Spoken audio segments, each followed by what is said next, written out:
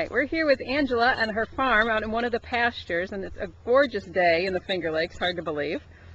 And Angela's bringing us out to look at some of the cattle that she raises and then sells for beef. So Angela, tell us a little bit about the family history of your farm, because I know it's been in your family for several generations.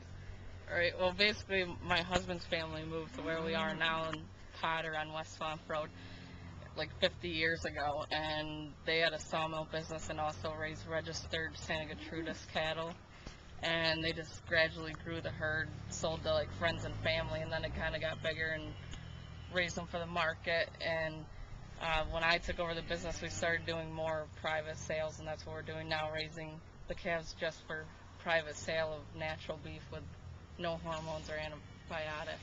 And you were telling us that you sort of do things the old-fashioned way. Tell us how the way you raise cattle is different than some of the ways that different cattle that we might buy in a grocery store, not quite as safely raised.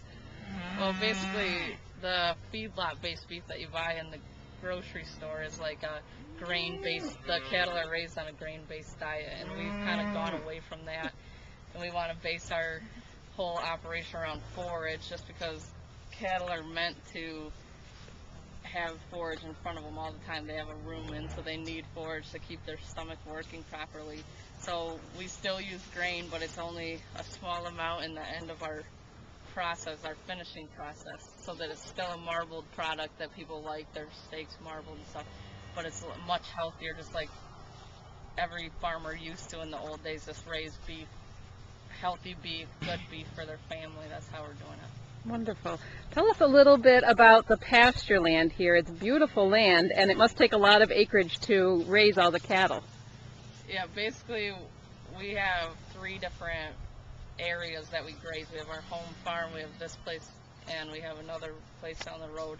Altogether like around 200 acres or so, and it's all rotationally grazed so that the cattle are moving from a lot like this to, eating this lot down and then moving on to fresh grass, and we do that all season long, and it makes for healthier paddocks, better grass forage supply, and it's helping us to basically reclaim these pastures, like get rid of the weeds and the bushes. After the cattle leave this place, so we bush hog, get rid of the weeds and grow like healthier and more grass. And you don't spray your grass or your fields or anything, right? Right, we don't use any spray. We're trying to combat the bushes and the weeds, the invasive stuff, just by bush hogging after the cattle leave, and it's gotten a lot better just in a year or two that we've been doing the intensive grazing. Great.